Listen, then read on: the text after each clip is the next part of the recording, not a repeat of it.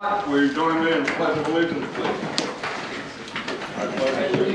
To the flag of the United States of America, and to the republic for which it stands, one nation, under God, indivisible, with liberty and justice for all. Thank you.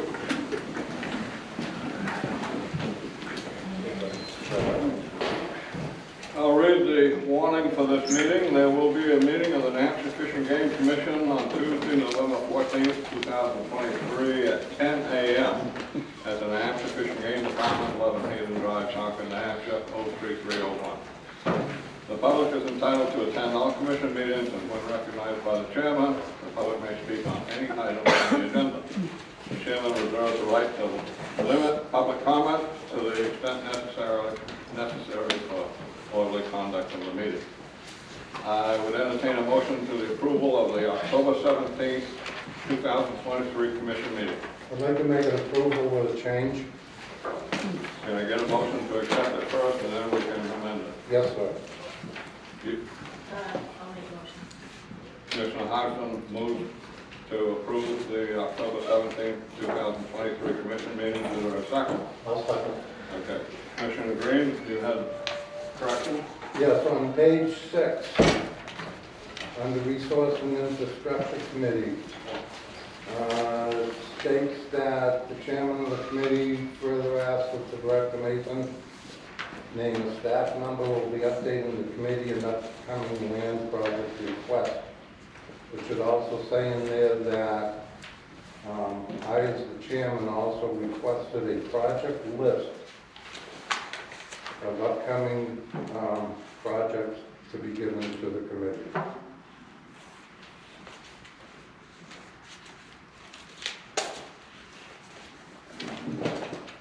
Do we know that?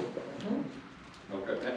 Any other, Commissioner Hodgson? Yes, on page 2, under item 2, when Andy Timmons, game program supervisor, reported on the Fisher project with UNH, I would recommend the addition of the size of the grant, the monetary value of the grant that was received. It's very sizable. I think it was $1.7 million. I think that would be good to capture in the notes.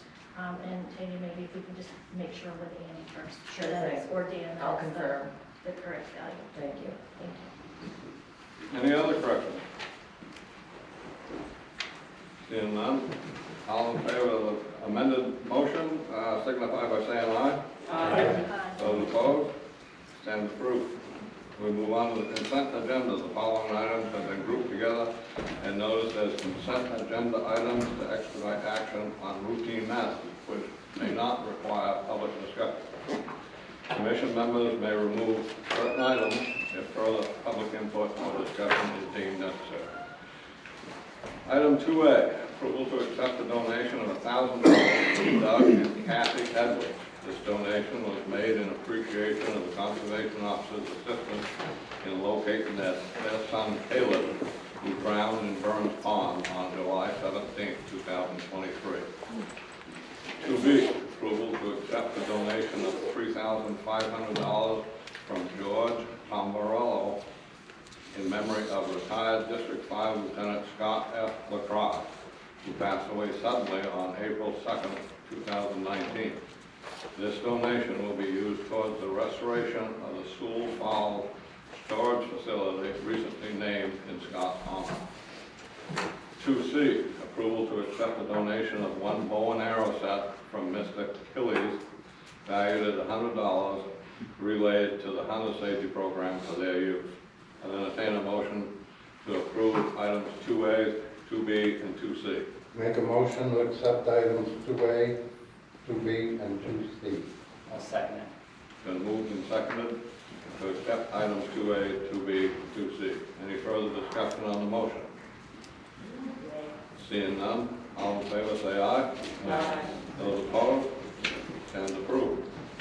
Moving on to informational items. You've received the financial statement from Kathy,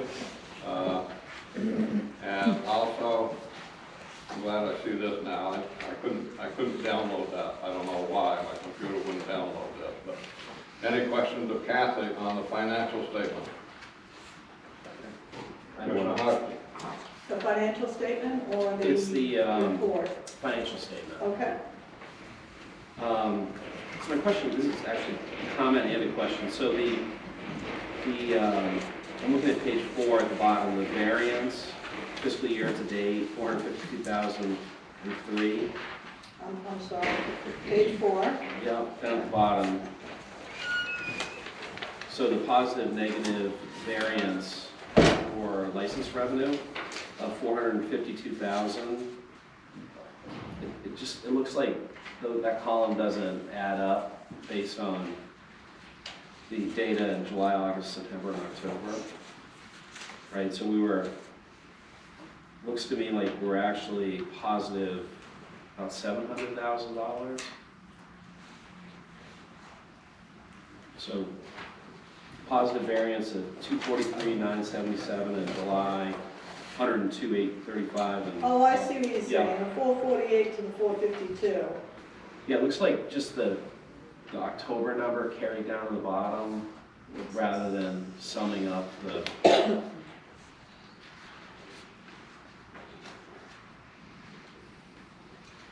Yeah, they're not right. Oh, okay. So, Um, yeah, it's just a formula issue, but that actually drives my question. Are you comparing the top to the bottom?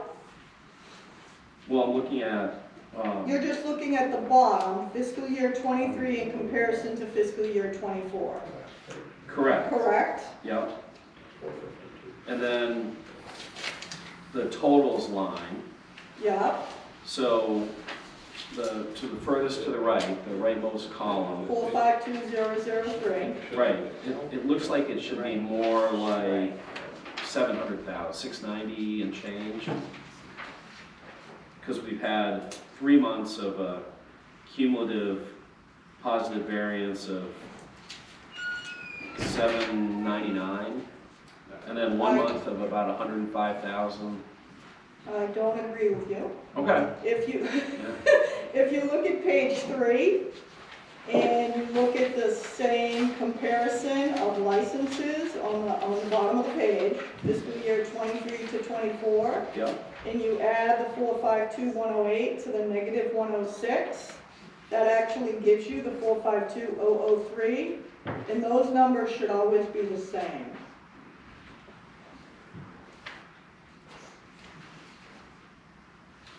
Okay, The so, comparison, the comparison positive to negative on the third column is actually the difference between yep, every month, 23 to 24. So the cumulative is the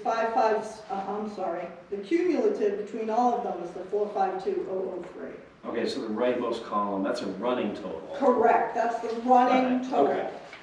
Okay, The total, the column prior to that is just The the month, comparison for that month. okay. All right, got it. Sorry if that was Got it. confusing. Nope, well, it was for me, but. It would be I'm nice sure if it's we for were everybody else, over so. 700, but that's not the case. So, is there anything, this is my question, do you attribute that positive 452 to any particular activity of the department, any effort? I mean, because we've seen over the last couple of years a steady but consistent decrease coming off the COVID highs. You know, we're only 4 months in, but that's a pretty big positive variance. I'm just wondering, is there anything that catches your eye, or do you think maybe, you know, we're getting to a point where we're either coming back up or normalizing the decline? As I've said in the past, quite often it's a timing issue from when we receive our deposits from our online vendor. And actually in the month of October, we received 6 ACH transfers rather than the normal 4. If you look at the month before, it was a little less. I would like to think that we're gonna maybe move up a little bit like we were in 2021, but I can't say. And as far as seeing anything different the department's doing, sorry, I can't be of more help. We did step up some marketing promotion There you efforts go. this year, so that may be reflective of it, but without being able to connect the data to a person buying a license, we cannot give you that information exactly. Okay, thank you. Any other questions of Kathy on the financial statement? Are you all okay with the format change I made on the quarterly report, adding that third column? I like it. I liked it too. I thought it was more informative. Yep, yep, thank you, Kathy.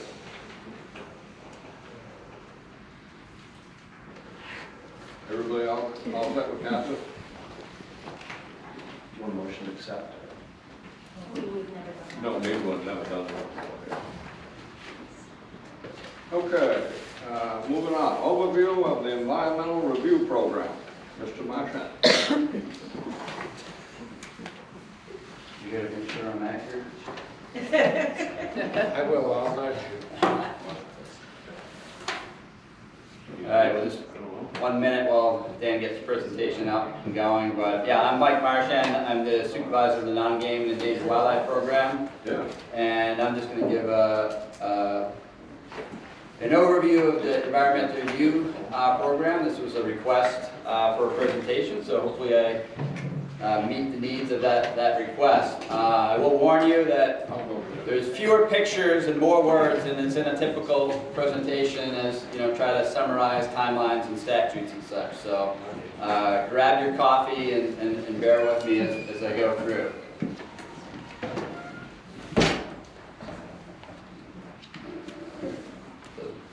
Is it the right one or? Yeah, is it up and down or right and left?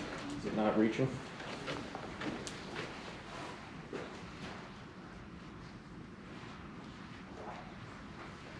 The batteries in it? The batteries in the table here. I have some if you need Yeah, them right there. yeah, we'll try Batteries. that. You got They're right there, they were next to that. Batteries.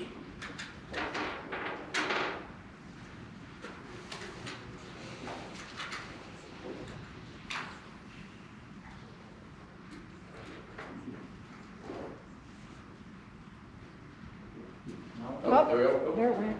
There we go. Let me see if I can get that. You know what, Mike, I'll go up and just I'm gonna do the work. Advance the slides for you.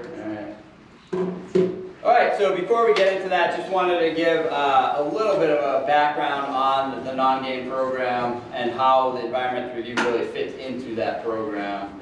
So this will be a refresher, I think, probably for most of you. You can go to the next one.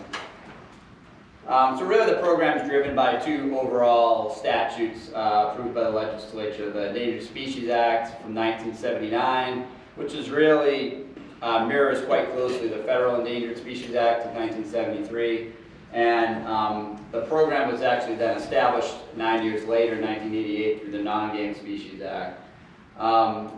The mission and the programs are very broad in the non-game program. It's basically non-game wildlife is essentially everything, and then it excludes certain species. So it excludes the game species, the fish, the species that are trapped. So if it's not, doesn't fall into those categories, generally it falls into the non-game program's overall authority.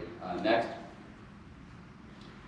So for the Endangered Species Act, basically the legislature found that those species that are normally currently in the state to be found in jeopardy should be afforded protection as necessary to maintain and enhance those numbers. So that's the overall purpose.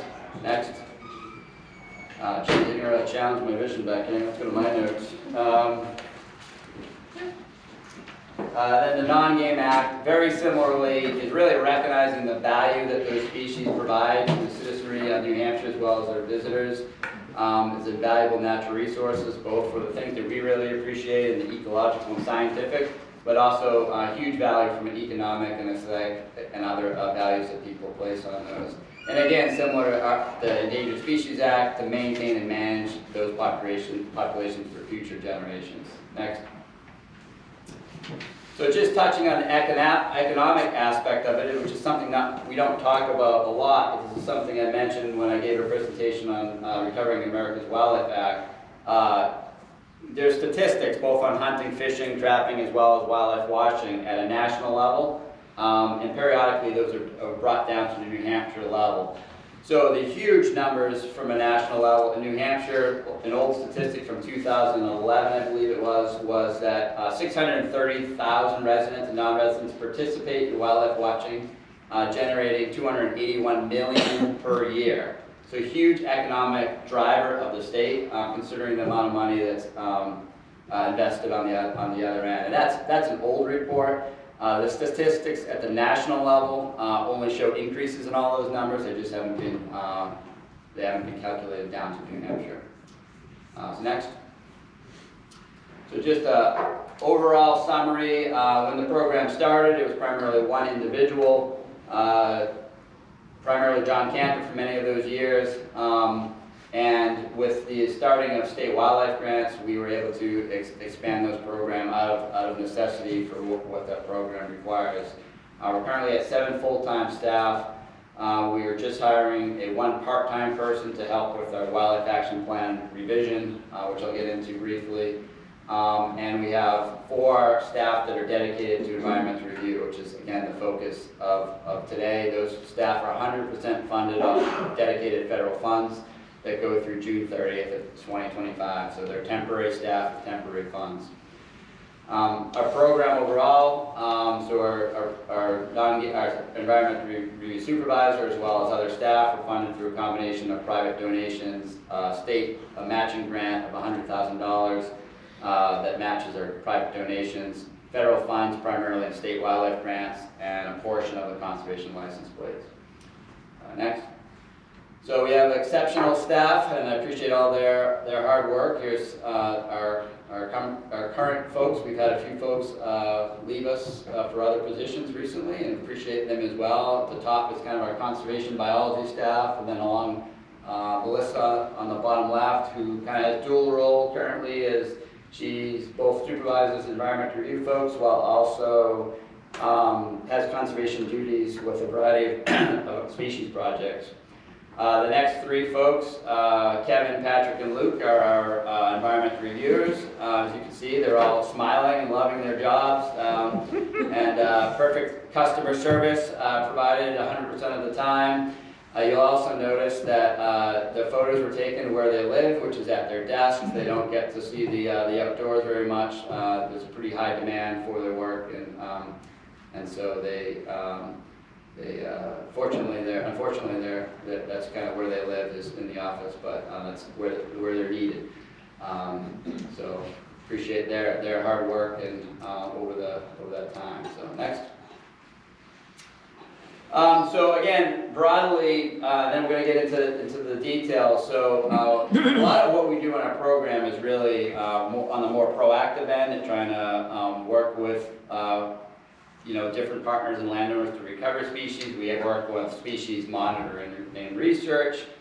We actively manage properties for species as well as actively manage species populations. We, in terms of habitat management, we work with habitat management, cutting and prescribed burns and all different types of things that are needed for those given species, just like are needed for some of the other species that we're familiar with. Conservation planning.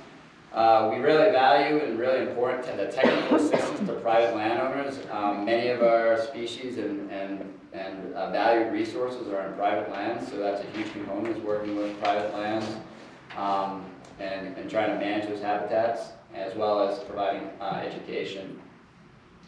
Our program has coordinated the development and implementation of the Wildlife Action Plan. Can you go next? Along with many partners, so certainly we haven't done that alone, including staff at Fish and Game, as well as many partners throughout the state. And I just want to mention this because we're up for our second revision. Our 3rd Wildlife Action Plan is due in 2025. So we are just starting that process of our next revision, which is essentially a 2-year process. It's not something that happens overnight. So periodically, you'll likely to see press releases at critical times, and if you're at all interested, I'd be happy to come back and provide updates on how that's going.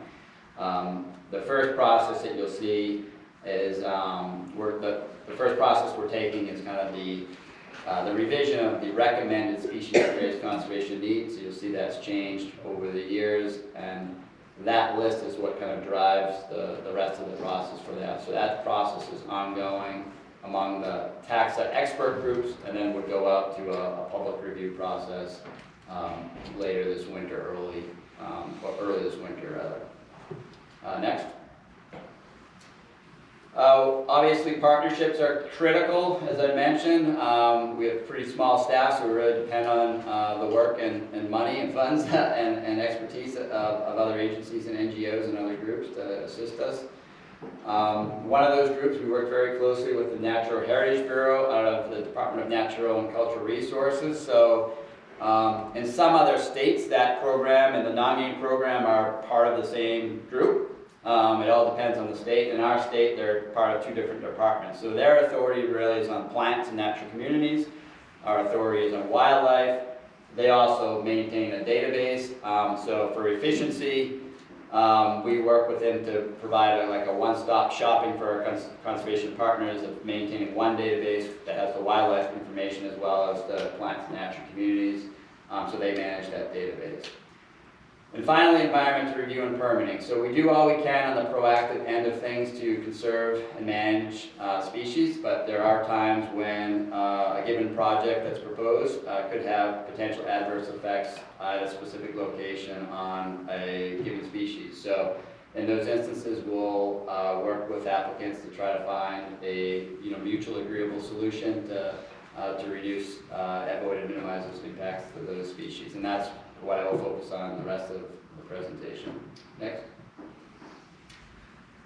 So I'll just mention, we do have a section of our new website under the non-game program. There's an environmental review section that does include some links to some of the detailed information that I'll be going through today. The rules that I'll be mentioning are pretty detailed and won't be going into those. You won't want me to go through all those line by line, but you're welcome to kind of review those. There's links on the website. I'd be happy to talk to anybody more about any of that information. Next. Okay, so I'm going to start with where some of our authorities come from and then move into kind of a little bit of a history timeline and then get into where we are with our current process. So our primary statutes are our Endangered Species Conservation Act, RSA 212A. That's where the focus of most of our reviews takes place. I'll touch on that in a little bit more detail. Under that authority, we have now rules under Fish and Game FIS 1000, which is the conservation of threatened and endangered species.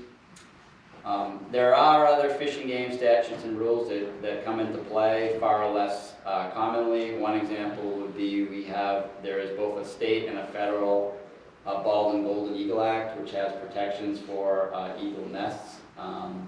So that can come into play in some interactions and reviews.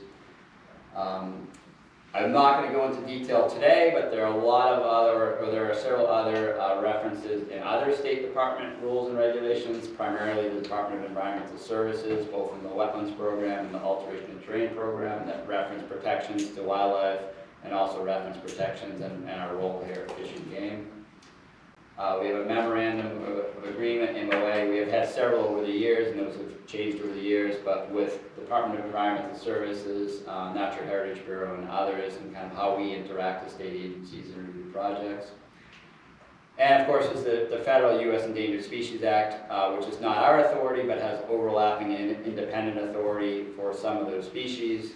To the extent we can, we try to coordinate with them, so we're providing one consistent set of recommendations to applicants for a given species for efficiency and expectations. So we try to do that whenever we can.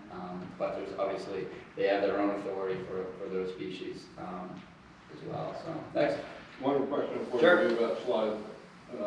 FIS 1000, is Yeah. the statutory authority for FIS 1000 212A? Yes. It is. It is? Yeah. Okay. Okay, so the two primary aspects you don't have to read all this, but the two primary references here in our Endangered Species Act are, one is taking. Take is a prohibited act, which is very broad, and through the environmental review process and through our interaction with applicants. Much of what we're doing is providing recommendations for them so that they can help avoid that act before it happens. So if we see that there's a likelihood of that happening from a proposed activity, our recommendations are intended to help avoid that. But the primary reference is under 212A93, and there's a lot of words, but I'll summarize some of them, which basically shows that all our state agencies and departments shall ensure that actions authorized, funded, or carried out by them do not appreciably jeopardize the continued existence of such species or result in the destruction or modification of habitat of such species. And then some of the new language that I'll touch on in a second, by requiring that such actions is designed to avoid and minimize harm to such species and habitat designated as critical. So that's really the section that where DES and other state agencies, through their actions, are cooperating with us on the review of applications. Next. All right, so now just, it's been very busy and there have been a lot of changes over the last 4 or 5 years, so I just wanted to provide a little bit of a timeline of and what happened during that period and how we got here. Next. So first I'll mention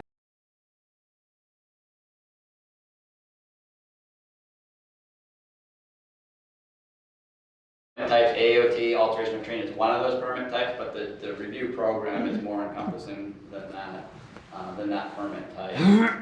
So for a long period of time, there were small changes over the years through updates to those MOAs and such, but for the most part, the process was fairly similar. From a time period from 2017 to 19, there was one particular project permit that had an alteration of terrain permit issued, and that was challenged and ended up being, through a series of challenges, it was eventually overturned by the New Hampshire Supreme Court.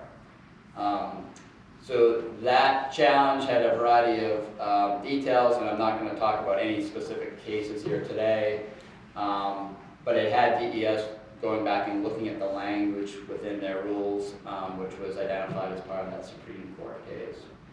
As a result, DES made a series of changes to their alteration of terrain program rules in response to that Supreme Court case from about 2019 to 20. And that change had some ramifications for the work that Fish and Game does. That change at that point in time required all projects that went to alteration of terrain to conduct a wildlife assessment. So every single project, regardless of if there was a known threatened or endangered species occurrence or not.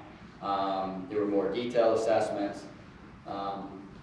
Well-intended process, but what that resulted in is we did not have the staffing to meet that very quick change in process. And as a result, some of the projects were delayed, and a backlog was developed. So when you hear kind of a backlog of AOT, that's that time frame that that's usually referring to, which was prior to any of our existing rules. So around that same time, Fish and Game and DES were going through joint input sessions to inform our decision process for where we wanted to go from there. And those were multi-stakeholders from both the conservation community and the development community. And I would say there was pretty strong consensus out of those meetings that recommended Fish and Game to develop rules. So as I mentioned, previously we had a rule section, FIS 1000, which has our list of species, but we didn't have procedural rules for how we perform environmental reviews. And so that was a recommendation that came out of that committee. Next. Before you get to that. Yep. Shall assessment of all projects Can you give a definition of a project? What kind of projects are you talking about? We gotta go and look for these endangered species on, if somebody wants to build a house out there in the woods? Any project that required an alteration of terrain permit from the Department of Environmental Services. So that is generally, typically those are larger projects. The threshold is generally 100,000 square foot of ground disturbance. So it's not typically a one lot house. It's typically, the bigger ones, but, A motel would require, let's say, likely, yes, very likely. But again, it's that ground disturb, and there are other exceptions along, like it can be, that threshold can be dropped to 50,000 square feet if it's near like I think a primary river border or something, but, it's as determined by DES in there. Essentially, if it needed an alteration of terrain permit, it applied to all projects. So it ain't, as I'll talk about in a slide or two, it kind of changed our procedure of how we reviewed, but now we're kind of back to where we were, so. You want to wait for questions, I can wait, but in terms of the AOT, if a farmer wants to clear and stump an area in excess of 100,000 square feet, they have to apply for an AOT permit? Is that true? I would have to consult with DES on what the... Or a food plot, if a landowner decided they wanted to create a food plot of 3 acres? So my understanding, Mike, is there's an exemption for agriculture, there is not for food plots. Okay. But that's actually a DES question, not a Fish and Game question. Exactly. But I'd be happy to follow up with I'm just hesitant to give the exact details, so I want to... Understand. Thank you. Yeah, Sorry. follow up on that though. Next. About that same time, while we were going through those public hearings and starting our own process, there was a Senate Bill 129, that was submitted and then moved forward. And what that did was it changed the statutory language in that reference that I mentioned, 212A93. So it added the word appreciably to jeopardize, and then it added in by requiring that such action is designed to avoid and minimize harm to such species. So it set kind of a standard for what jeopardy was referring to. It also added in a mitigation fund, so it basically provides another option for an applicant to meet that avoidance and minimization of harm. And it required Fish and Game to develop those rules, I think within a 1-year time frame. Next. So obviously from that, Fish and Game went through our public rule process, and eventually our rules became effective on February 3rd, 2022. So I'll touch on those rules and show a couple flow charts. To kind of give kind of a glimpse of what that process looks like, but there's extensive more administrative process in order to administer the program now that didn't exist before. Which is helpful in terms of both procedures for conservation as well as the applicant, but does just create more process. As a result, again, it's not something we could have implemented with our previous existing staff. We were fortunate to get some short-term funding through federal funding, 100% federal funding through fiscal year 25, which includes 3 reviewers that I mentioned before and 1 project planner. Our project planner is currently vacant. Kim Snyder did an excellent job getting us up and running, but just recently took another job. It's hard holding on to good people in temporary positions, so we're always trying to reward them and keep them going, but they've all done an excellent job. So no dedicated long-term funding available right now, and I would consider this a very high priority for our department moving into the next budget cycle. Next. So just a rundown of the components of FIS 1000, so that first one, the protected species list, so that existed. There were no changes to that list. We update that list periodically. We will do that again.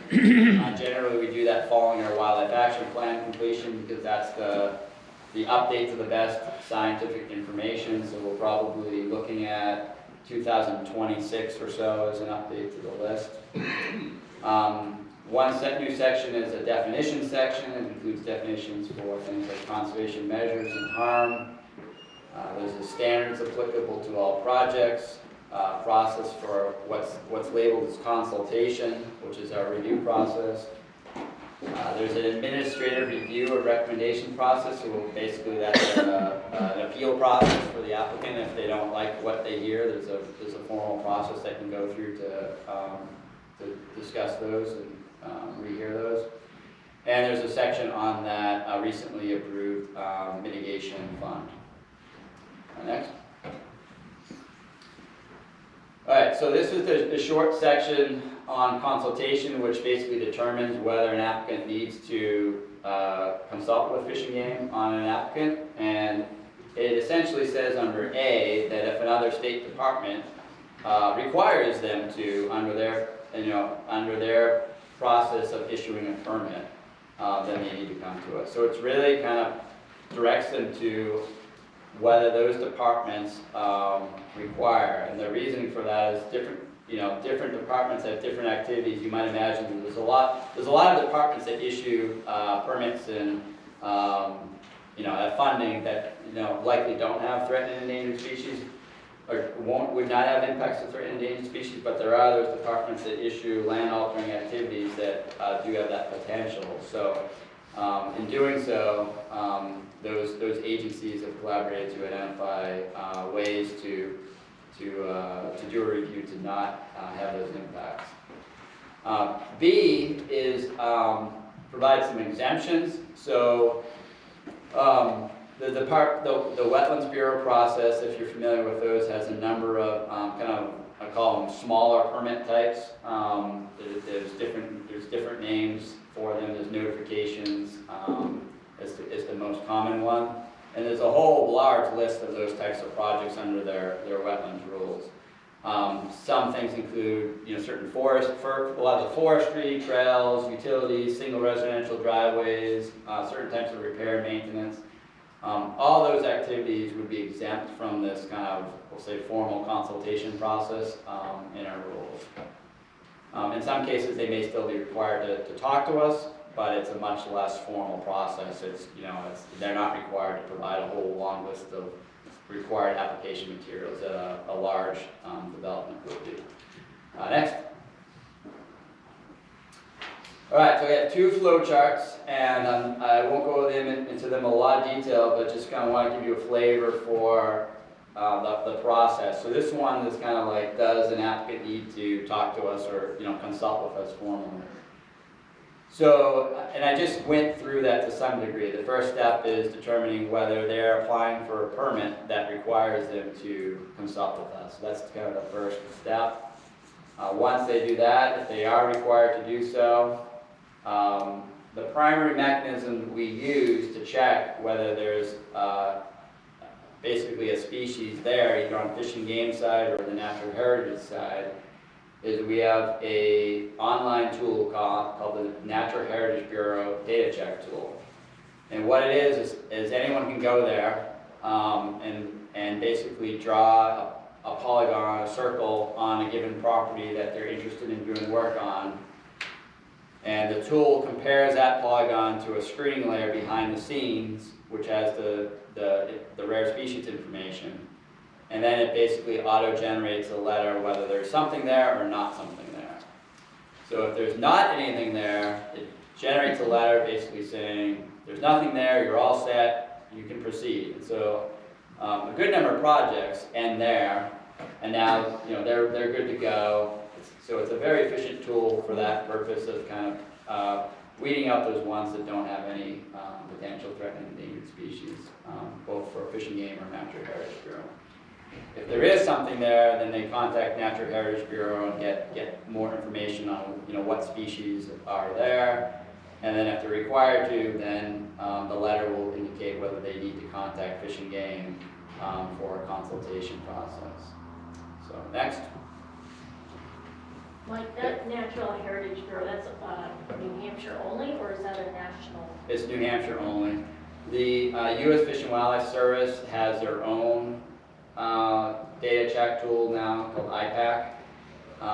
So some folks that have federal nexus may also have to do a federal a check as well. We try to make the data comparable, but sometimes the standards may not always be the same. If the Fish and Wildlife Service wants to review more than we do, then they have the right to add that into their own screen. Okay, so once you know you're in the consultation process, this is basically what it looks like. So the first step is providing Fish and Game with all the required information, so those are all laid out in the rules.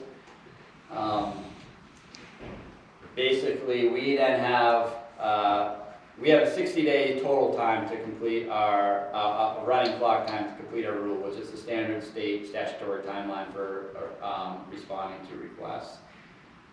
We have the first 30 days to identify whether the application is administratively complete and to request any additional information on those projects.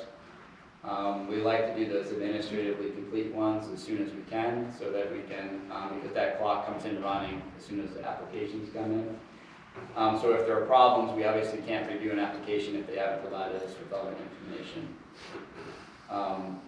So if it's administratively complete, then a project reviewer will begin the review.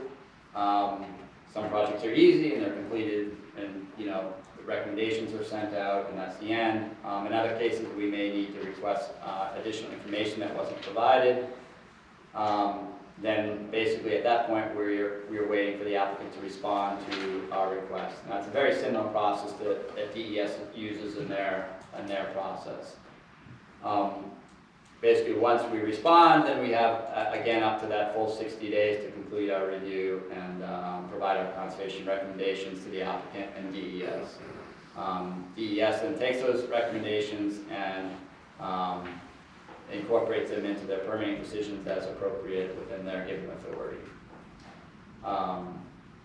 The applicant then, again, as I mentioned, I won't go into that, but if there is an opportunity for the applicant to come back to us and ask for further consultation, we didn't capture that here, but we try to like to work with the applicant all along the way, so we don't get to that end point and have to kind of jump back into that process. We like to get to an end point where we kind of have a mutually understandable solution to move forward with.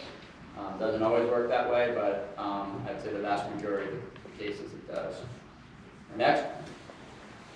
All right, we're winding down here, so just to give you a flavor for the types of conservation measures we might recommend, and these are straight out of our rules. So we might ask for a design modification if it's critical to avoid impacts to the species. One of the most common ones are timing restrictions. So given species might be at a location for summer or winter or a certain habitat for a certain time of year, and by doing work at a certain time of year or avoiding a certain time of year, you may be able to avoid impacts to that species altogether. Sometimes crossing structures come into play that might be proposed for wetland crossing or stream crossing. Many of those activities are all regulated for the most part by DES already, and they already have their own standards. Education and training for construction personnel is very popular and occurs on probably most projects where we have recommendations. That's occurring for construction projects anyways. A lot of projects have tailgate morning meetings associated with projects. So it might be adding something to that training about, okay, hey, you look out for this turtle, look out for these species while you're kind of going out and doing your business. And a lot of times there's flyers provided so they can see the identification of those species. Signage may be used on given sites if there's sensitive species. There may be research or monitoring needed prior to permits or during. And then potential for, if there's important habitat on site, working with the applicant to provide any protection for wildlife corridors, buffers, or just any type of protection, management, or restoration. Next. So I will say that, you know, we're constantly striving to provide more information, and we'd like to continually develop more, say, best management practices that help applicants provide some predictability in terms of what we might ask for and what they can kind of work into their design before even coming to us. So that's something we are always looking to do. The caveat with that is that every project is unique, and there's a reason that there aren't standards. You know, the Fish and Wildlife Services doesn't have those standards for their endangered species. No other states really have them either, other than general BMPs. Every species is unique in terms of their habitat needs. Every site is unique in terms of what habitat is provided for that species and how important that site is for that given species. So we do have some consistent approaches for given species that we employ for sure, but we look at each project with a fresh set of eyes as we do a review. Last slide coming up. So I just mentioned that one of the things that we've spent a lot of time working on in the last year or so, primarily our project planner position, is really building a system to track all this information, track our timelines, which is all new for us, track all the incoming projects, when we've provided comments, when the applicants have provided comments, whether we're waiting for something from them, whether they're waiting for something from us. All that is captured in this database. So we're using Smartsheets now, which is a relatively new software used by the state. But now we've really been, you know, really kind of taken it to a new level, and it's worked pretty well for the most part. That kind of half donut there is just kind of an example of, we categorize projects into 4 groupings from, you know, projects are kind of completely inactive because we haven't heard from applicants from a really long time. That happens for a variety of reasons. Could just be that funding has fell through. Usually has nothing to do with Fish and Game. Funding might have fallen through. They might have changed directions, gone somewhere else. But technically the project is still in our queue. Projects that we're waiting for information in red and yellow. We're waiting for something from them. And then green are those projects that are kind of active and the clock is ticking, and we're actively reviewing, and we have everything we need to review that project. I'll just point out that you know, it's back and forth. There's a lot of dialogue and interaction with people to try to find these solutions. A lot of things to balance. I will say that a lot of the time between when we receive an application to the completion of an application, on average, is waiting for applicants to respond for a right to request for more information. You can see that number. The average across all our projects is 124 days for response time from the applicant. Our overall project is of active work days is 22 days, and that's going to go up and down over time. The point being that I think the vast majority of the time is kind of is us waiting for the materials that we requested on the given projects. So it's a work in progress. We're still tweaking this. Currently, we like I said, our project planner is vacant. We're having some working with OIT on a couple issues right now, but on the system. But we're going to get those fixed and keep on improving the system as we move forward. But overall, I think it's been very effective at really being able to track our progress and kind of show where we are on any given project at any given day. Mike, Sorry. excuse me, is Yeah. that database accessed by the permittee, the applicant? No. Or they have to call you?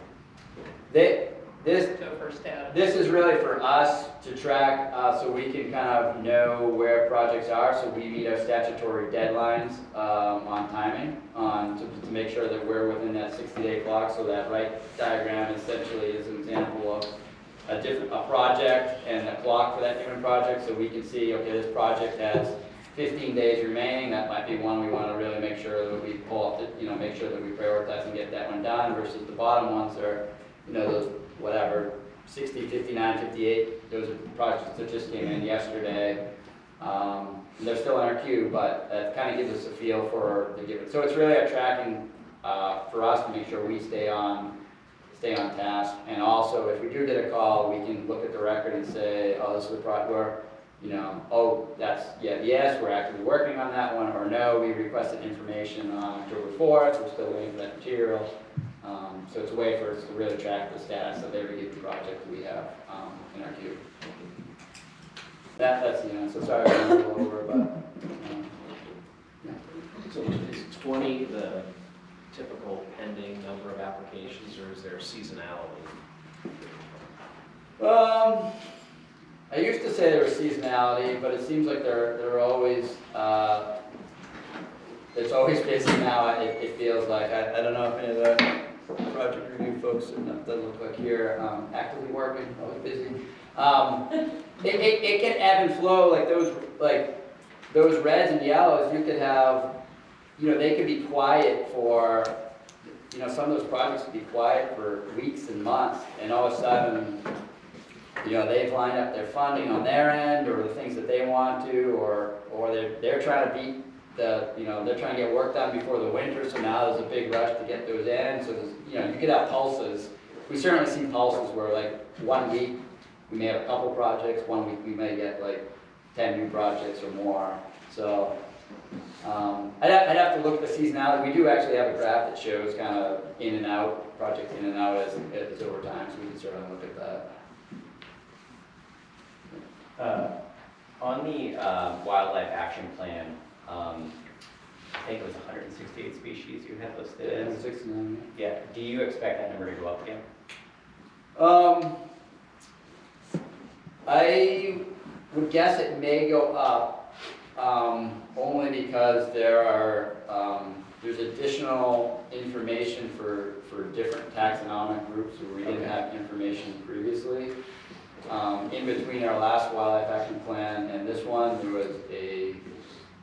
was a regional assessment in the Northeast. So basically all the species that occur in the entire Northeast were evaluated to look at conservation status, as well as what we call regional responsibility, like how important is the Northeast for the global conservation of that species. And there was a list for that, so there's a regional list of RSGCN. Through that process, they were able to use expertise that we don't have in New Hampshire for certain taxonomic groups, and put some information together. So there is some new information that we didn't have 10 years ago. There might be species that come off the list. Right. So how that all balances out in the end, we don't know. We're just starting down that process now. Some of the species might be, so there'll be species that come off the list from different reasons. It might be from a conservation success. It might be because we've done research and found that they're more common than we previously thought. There might also be species that we just need to get more information, and by having them be it allows us, it basically allows us to use that source of funding, state wildlife grants, to apply to research and monitoring of those given species. That is our really primary federal source to gather information for those species. But we also can't, there's not enough money to do work for thousands of species, so we do need to kind of really focus on those ones that need it most. But yeah, I'd be happy to, like I said, I think we're currently kind of doing that, starting that process now, breaking down into like those different taxonomic expert groups, and getting input from those experts to try to provide that first round of recommendation, at which point we're going to send out to a broader group of folks, look full public, and we can get input from on that list. So that's kind of the first step in the process. Cool. Thank you. Yeah.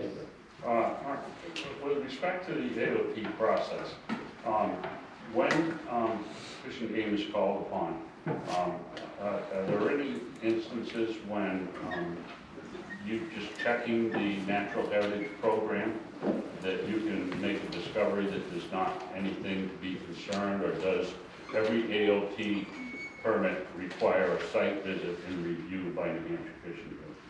Yeah, it's a great question. So, so what happened is that there was that time period where every project was requiring that wildlife assessment. That is no longer the case right now. So it has gone back to only those projects that have known occurrence of threatened and endangered species.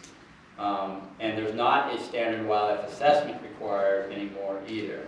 What's required is what's in our Fish and Game rules under the consultation section. So it's what makes an application complete. So that's the standard now. So there are a lot of projects, if they don't have a known occurrence, they don't need to come to Fish and Game for a consultation. I will say there's an additional process that we use to even further streamline the process that we do. Our folks kind of meet with Natural Heritage Bureau to provide the details on those species. And so sometimes a species might be triggered from a review, but then when the reviewers are providing the letter, they can give a quick desktop assessment, and sometimes they can determine based on the information provided that oh, well, this species was triggered, but this activity is not going to impact that species, and they can give up, and they release a letter that says there were occurrences, but there are no concerns. So in that case, they also do not need to go through the consultation process. So really, the only ones that are coming to the consultation is there is a known occurrence, and the initial screen didn't pull them out as kind of an obvious project that wouldn't require a review. And that's the case for both. That's the case for both wetlands permitting and for alteration of terrain permits. So that process is the same for those different permit types. Well, I've used the data check tool myself, but I just wondered if in fact that it could be about, a few folks were using it, saying we don't have to worry much about this because there will be there's nothing there to be found. But I'm curious about the collection of information that becomes part of the database here at Fish and Game. I know the Natural Heritage Program obviously collects everything they can get.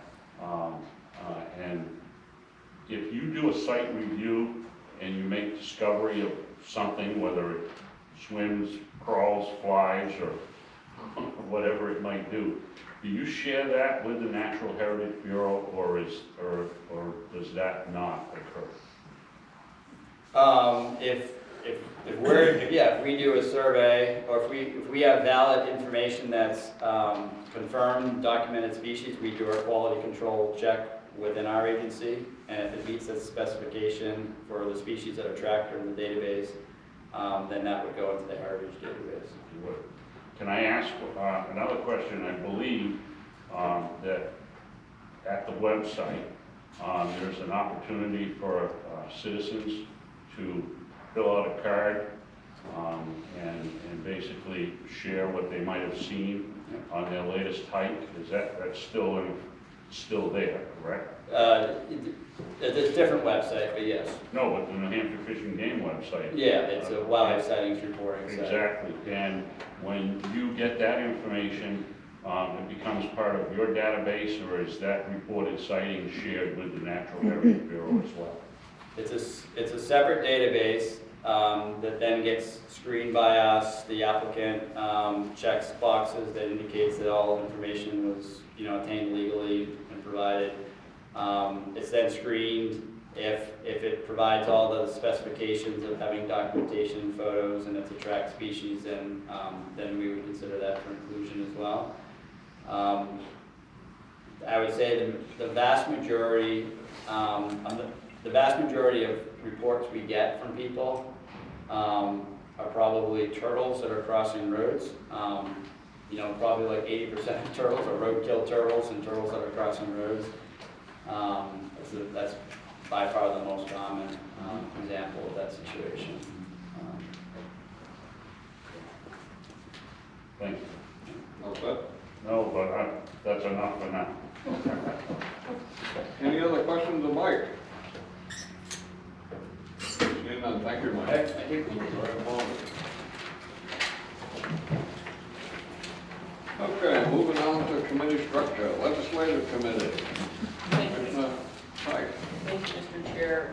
We did not meet today due to the fact that with the timing of the legislative service request being diverted into bills, we actually did not have much to review.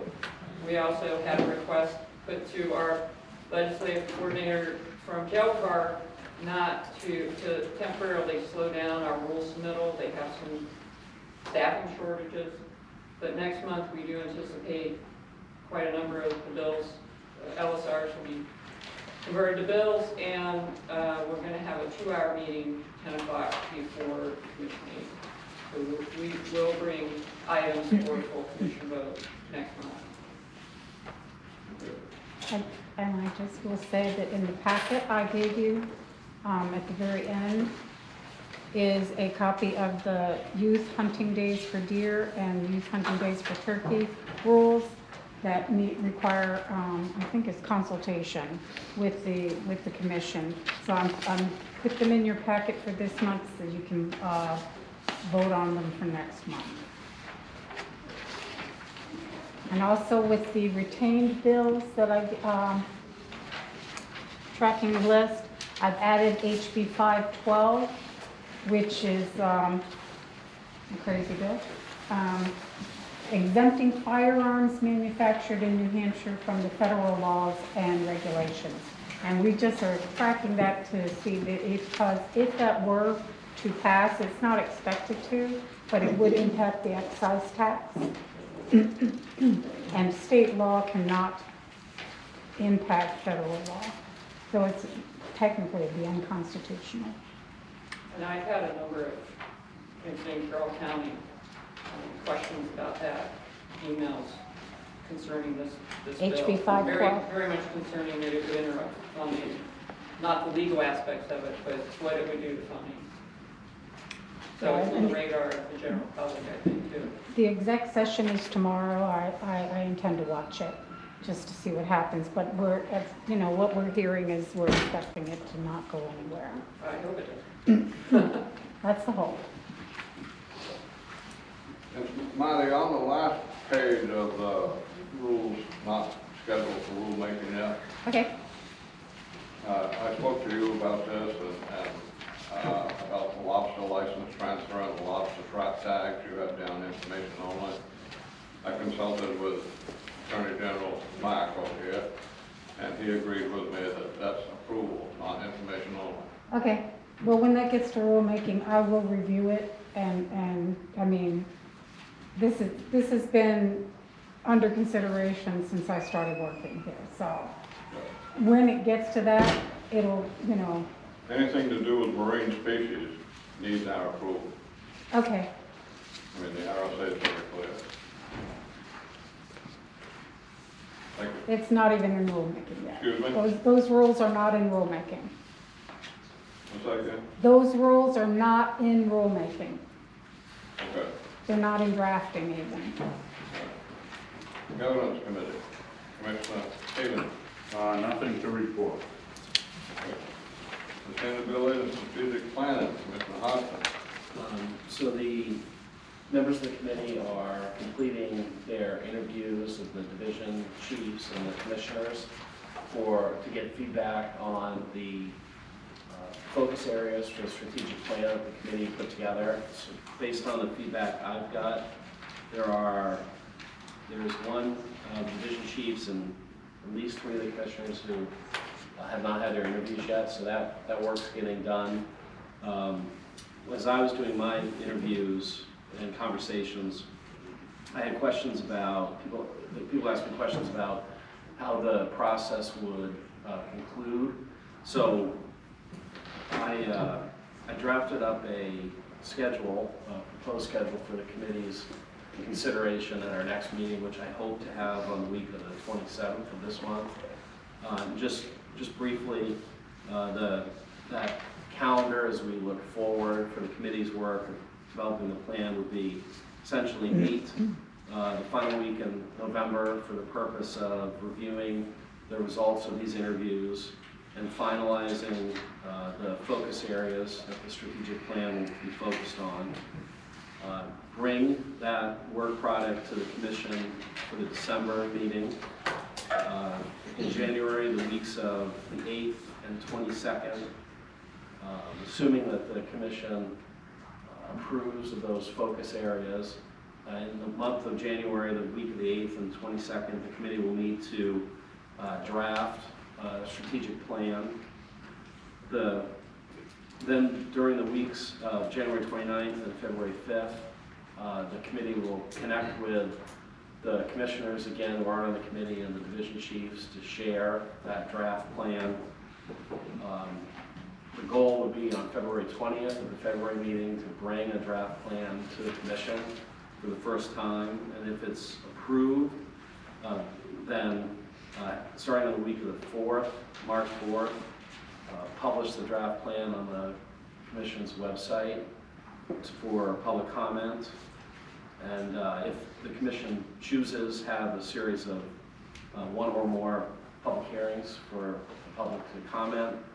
And then at the April 16th meeting, have a final adoption. So that's just in an effort to add some structure to the committee's work over the next couple months. That's the way I sketched it out, and I sent that to the committee yesterday just for feedback. And the goal would be to finalize that when we meet on the week of the 27th. Thank you. Resources and infrastructure, Commissioner Green. Resource and infrastructure met this morning. We had a very lengthy discussion on Blue's boat ramp, and we started to get into some of the structure on the hatcheries. We got a list of upcoming projects. Dan's gonna define it more so we know dates and exactly what the projects are, and you'll have that for us for the next meeting. I'm gonna ask the report on that. Okay, thank you. Public engagement and education, Commissioner DeRosa. I'm going to defer to Commissioner Price, who's been temporarily taking over my role there. Thank you. So out of the discussion the last couple of meetings that Commissioner Green brought up about better informing the public about our more practical aspects of what we do as a commission so people have a better understanding. The committee came up with this work product of, so this is considered a draft final to place on our own webpage on the New Hampshire Fish and Game website. So I don't know if everybody had a chance to review it when I distributed it yesterday. The feedback I have received has been positive and like the verbiage, and I think it's a good work product that the committee came up with, and that we should move forward with the director doing the nuts and bolts about getting this information up on the webpage. Again, I think I emailed you. Yes, I didn't CC Chris, but that last paragraph on the first page. Yeah, the word, yeah, that was It changed. says authorized. Yeah. I think it should say requires the commission to do this, because the RSA says shall. To me, that means requires. It doesn't mean authorized. I actually misunderstood your email for what you want. I thought you wanted it to say authorized. No. Okay, so you wanted to say You had required. authorized and Oh, I think Chris had I think, authorized. I think my red line had authorized. Yeah. And then Eric suggested requires, which I think Oh. is a good edit. Okay.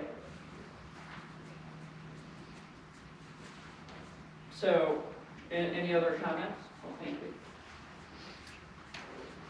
I just received this for the first time last night, like the end of day, so I You got it after last night, because that's when I came in from deer hunting. I got it at 17:23. So what is the process to provide feedback? Because I would like to provide some feedback versus vote to approve today. I think my overall thoughts on that is it's heavily referencing RSA, which is not wrong, obviously, but I think boiling it down to, there's one paragraph about at the end of the day-to-day activities, but taking the RSA and kind of summarizing it for the general public to understand what is our roles and responsibilities, how we engage the public. I think it was just really heavy on RSA, which is already in writing and can be referenced through different links, that I'd kind of like to put a little bit more effort into the last paragraph, if that makes sense. Well, but we're driven primarily by the RSA, and I have, through my work in the legislative committee, as well as just in the public, it's apparent that most people don't even read the RSA about what we do. I mean, we've seen bills put up since I've been here that it's apparent if you just read the RSA, you know that your bill is superfluous. So I do like the idea of, I didn't cut and paste from the RSA.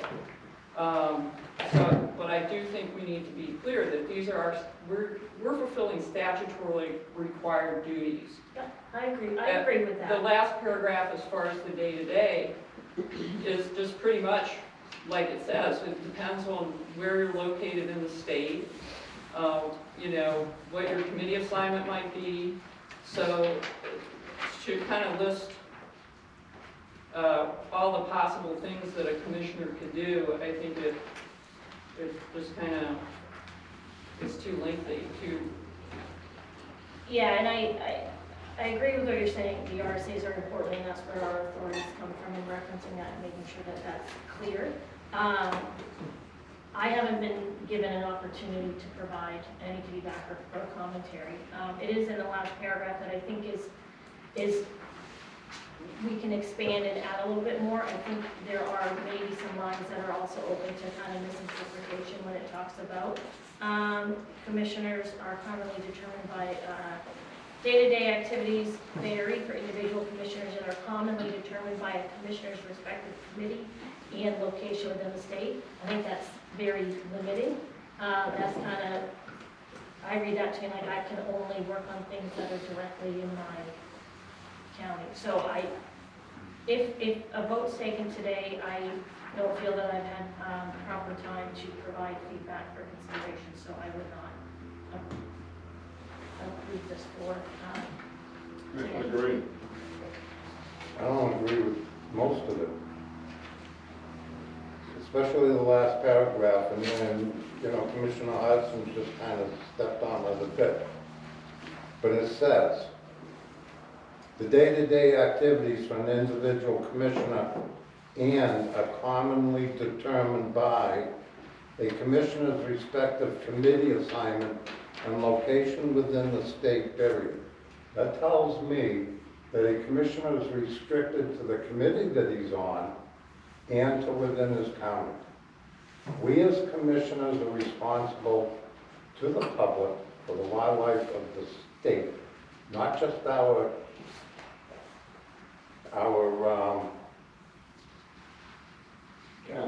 county. Thank you. That to me, when you read that, says that you can only be within your county and only discuss anything that is you're on a committee on. I do not agree with that. The other part in that section alone that says, including education and fundraising events related to the commissioner's statutory defined duties. Where was it here? It said that you could sponsor an activity. As a commissioner, to go out and sponsor an activity, I think it would fall under what is the activity? Has it been approved through Fish and Game? Well, for example, I donated the shotgun for the grand prize of the Becoming Outdoor Women program. That's a sponsoring activity in my mind. The intent of this whole thing that came before the commission was to educate the public, because the public is always asking, what is it that the commission does and what are they responsible for? This is nothing but a bunch of RSAs. I find it confusing. I don't feel it meets the intent of what we were asked to do. But I'm not going to agree with it either. I'm done, Mr. Chairman. Eric, man. I printed this and read it, and I don't have a red pen with me, but just to prove to you, I did read it and got my red pen at the desk last night. And trust me, having participated in these sorts of things, when you get into these wordsmithing discussions, that it'll make your head blow, okay? That's not what we should get into, but what immediately comes to mind when I read this is, maybe less is more, okay? So with all due respect to the efforts that have been put into this and citing the RSAs, okay, as a part of this, and, you know, I will never tell you that I'm the best wordsmith, okay? But this one doesn't quite feel right to me. And I would also say, it's interesting, the last paragraph I have it marked in red, and it's about sponsoring activities. I'm not sure about that.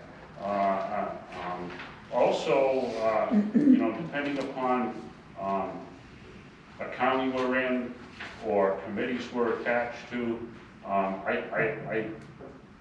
that almost kind of selects, you know, what you might be participating in when in fact we all have the same duties. And I would not want to see it defined by that type of verbiage. If I'm making any sense or I'm not, Eric can tell me to stop, and I will. You know, I'm, with all due respect, and having just read this late last night and finding time to mark it up a little bit, I don't know about what, maybe we should wait and let some people weigh in on this. That's my comment. Can I comment real quick? First of all, thank you for doing this. I feel like I handed you a lit piece of dynamite, so good luck. Really what I'm hearing is kind of two versions. I think all of us can be satisfied here. First of all, yes, people want more time. I think I agree with you that I like this language of all this RSA and stuff because I think that's important, but I think that this is a little bit of an organizational thing. Meaning if we bring this first paragraph to the beginning of this with a, here's a generalization of the duties, clarified based on the commission's feedback with some time, and then a second section that is, here are the RSAs and legal authority that clarify this commission, so people that wish to know the authorities, because I agree, I think that's important, we could do those. But point being, I think that we just need to all agree, and obviously getting it the night before, which you had very limited runway too, because I initially dropped the ball as Ray handed it off. So point being, I agree with all that, and also I'm happy to help step up now, and as I got my feet under me here, and help kind of bring this all up. But I think 90% of this, ironically, the part that you like most, I think is the best part, and then I think expanding that last part, bringing it to the front, and then expanding it is probably the best way for us to resolve this. And I think it sounds like the commission really wants to take a stab at that last, now first part more than anything else. So. I hear you do wordsmith for a living. I think it's a good basis. By the sound, it sounds like it needs to go back to your committee, Commissioner Rhoda. Is it in this committee now? Yeah, it's exactly, yeah, I can take a committee back. I will take the stick of dynamite back. And I think any commissioner that's got any issue with this first draft should take it to their committee and bring back a new draft next meeting. Yes, yes, and thank you for, because this is a great document here. Okay, Can we just try to make about the awards, just to get your Eric, feel? can I just finish one more comment? what's that? Can I finish one more comment? Sure. Thank you for that feedback, I like that. I just wanted to second what John was saying about, I'm not gonna give you feedback on specific, you use this word or that word. I like, less is more, and I really like that organizational change, so, thank you for that.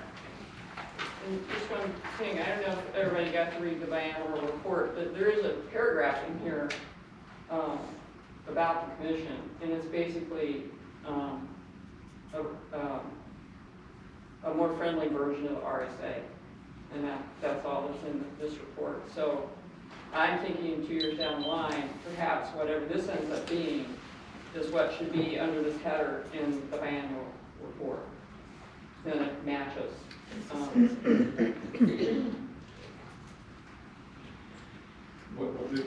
just wanted to, Commissioner DeRosa, the awards, when did you want to present those awards? Your committee, the awards are ready. Okay. I just don't know what your preference is. Eric, I will defer to you as far as interrupting said meetings if you want me to fit them in as we get a hold of Do you people, want to do or? it January after our presentation list is like, through our What's wrong with December? Well, No, I'm just asking you. We're just making sure we're not making meetings too long and all that kind of stuff. We're not trying to, Well, and we have to obviously base it on people's availability. I think it's not gonna be too long, because if you remember at our December meeting, we have the public hearing that evening. Yeah. So it's gonna be a long day to start with. Okay. So, I don't have a problem with December, if you guys. I'll notify Do you wanna write they are, and I'll notify the recipients to see if they can in fact make the December commission meeting. That gives a month. Okay. Thank you. That Thank good you. with you, Commissioner DeRosa? Yes. And when is the official deadline for submissions for the new ones? Just this December, 31st, yeah, 24th, right? end of the month, last day of December, midnight. Thank you. You're welcome. I don't know why you asked that question. Well, we extended it last time, and from some of the expressions of this room, I'm feeling we may do so again, so. Tanya, me and you will talk about Yeah, that, sure. what we have already. Okay, going on. thank you. Thank you. You're welcome. Seacoast report, Commissioner Tatone. I have several items I want to speak about. First of all, the Atlantic States Marine Fisheries Commission has come up with striped bass draft addendum 2 due to the high mortality in 2022 for striped bass. So they're going to be proposing a 14.5% reduction in the striped bass take. They plan on holding a public hearing on December 11th. I don't have any specific times for that public hearing on that draft addendum.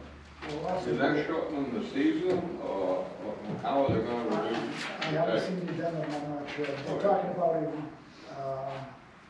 reduction in commercial catch and Strictly commercial? and also a reduction in recreational as well. Are they talking about a slot limit or something like that? I don't know, I haven't seen the addendum. The next, BOEM, the Bureau of Ocean Energy Management, in October, they came up with the draft wind energy area for the Gulf of Maine. It covers 3.5 million acres. The positive news here is that there's been a cutoff on the 6950 line in longitude, which is beneficial for the New Hampshire commercial and recreational fleet, because it seems like all the wind activity would be east of the areas generally fished by commercial New Hampshire recreational fisheries. Let's see here. NOAA is proposing a lobster trap reduction for lobster management area 3. This area is way offshore, 60 miles offshore. It covers a vast area of the Atlantic Ocean from Maine all the way down to North Carolina, out to the Hague line. The implications here for New Hampshire are the largest offshore lobster boat fleet is stationed in New Hampshire. So if they have a major reduction in their traps, it could be an economic hit for that company as well as all the peripheral businesses associated with that company. We're talking, they could be up to 50% reduction in traps. Right now, trap allocation, I believe, is close to 2,000 traps per permit. But there's going to be an aggregate trap limit per owner. So as that fleet is owned by one company, they may sustain a pretty sizable trap reduction. Another thing within the lobster areas, Massachusetts, there's an area off of Massachusetts, 200 square miles, that's going to be permanently closed to lobster fishing. Then there's, that's going to affect about 30 some odd fishermen out of Massachusetts. Now the implication for New Hampshire is that these folks that are fishing there are probably going to shift their gear into New Hampshire and Maine waters. And this is going to be put more pressure on the lobster resource, as well as a higher risk for gear conflicts up in our areas that we're fishing now. There's already probably pretty congregated now off the New Hampshire coast and federal waters. There's a lot of folks from Maine and Massachusetts already up here. So, that's about all I have to report. Thank you. Any questions? Jim, I got a question on the federal lobster trap reduction. My understanding was they were going to take it from 1,500, move it down, for an example, to 1,000 permits per boat. But the intent was to rejuvenate the juvenile lobsters. But am I correct in the way I read it was, if your boat has 1,500 traps and they lower you down to 1,000, that 500 traps that were coming from you were going to be given to somebody else that has a lower trap limit. So it really wasn't reducing the amount of traps, it was spreading them out. Am I correct in that? Part of this whole plan was going to be a trap transfer program. So if there's latent fishing activity, somebody's not fishing their permits, they may be able to lease out their quota to some other business. Right, but they were saying they were doing this in order to replenish. I'm not sure what the latent activity is out there for area 3. Yeah, my understanding was they were doing it to replenish the lobsters, you know, in the smaller lobsters. The juvenile settlement thing is a separate category. But they aren't reducing the traps. They are limiting They're taking traps from in you and area let 2. Area 2 is somebody going else to be use limited to your 800 traps. traps.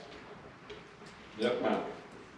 Thanks, Jim. I can weigh Can in you, a little can you bit. come to the microphone? I'm out of here. Absolutely. Renee Zobel from Marine Fisheries, here on behalf of Cherie. So I can, weigh in a little bit on what Jim's talking about. So the Area 3 is a trap reduction, and he's correct, it has nothing to do with the lobster resiliency that's moving forward to add basically more lobsters to the water, to increase the biomass there.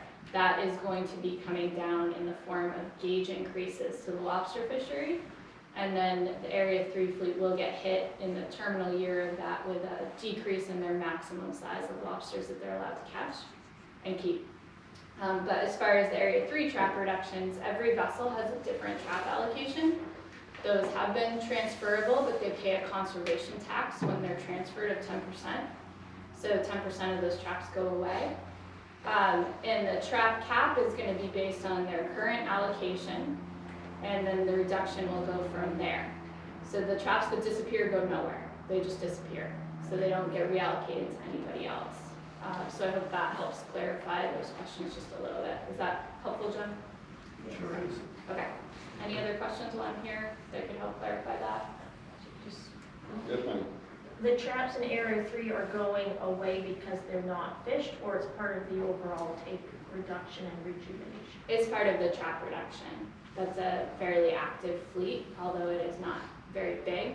They have very high trap allocations. Some of those allocations are upwards of 3,000 traps per vessel, down to kind of the active ones that fish in the 1,000 to 2,000 range.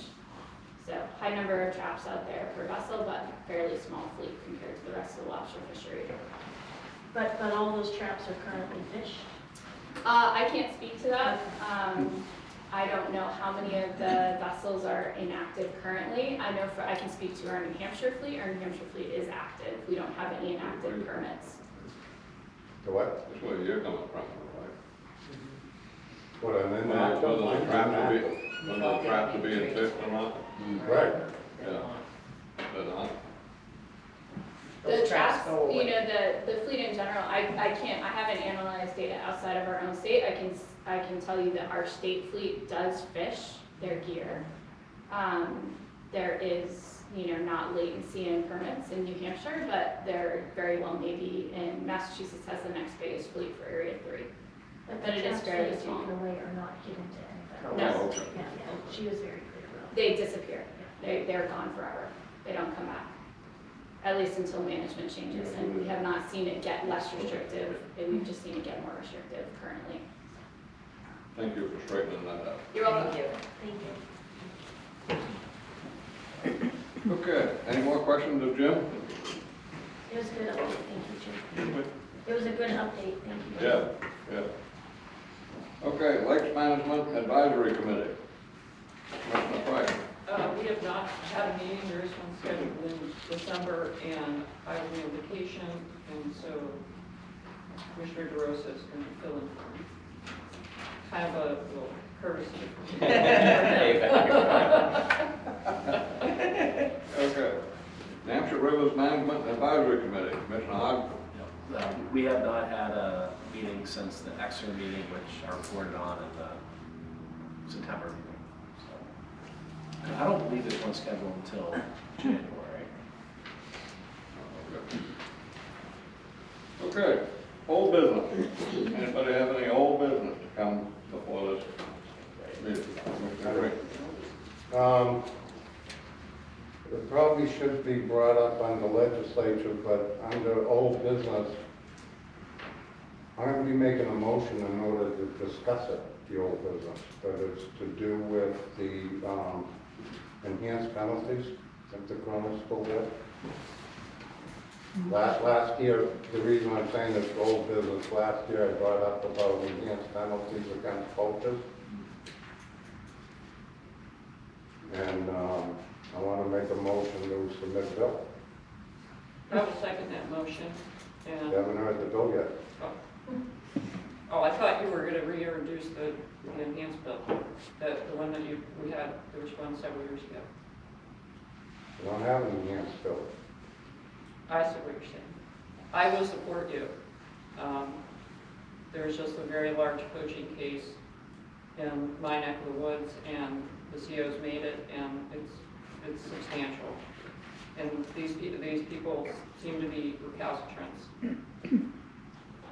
My motion is to assign to the legislature committee to submit a bill, and probably not using the right word, but under advisement with Fish and Game, on enhanced penalties on poaching that would also include jail time, kind of on the idea of a habitual offender on the driver's license. Yep. I feel the commission with the legislature committee. I know we're out of time now for next legislature session to submit a bill in on that line. That's my motion.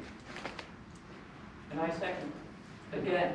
Good question. Does that include inland and marine resources? Why not? I imagine at this point now we would go under discussion. Chairman? Yes, the motion was moved and seconded, we're in discussion. Okay.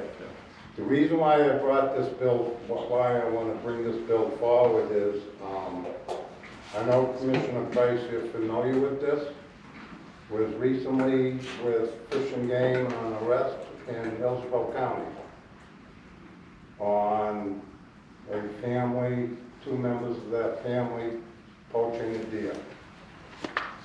The same family was the reason why last year I asked for an enhanced penalty. They have had their licenses suspended numerous times. They are under suspension. They totally ignore it. Taking away somebody's hunting license, even if you do it indefinitely, is not working.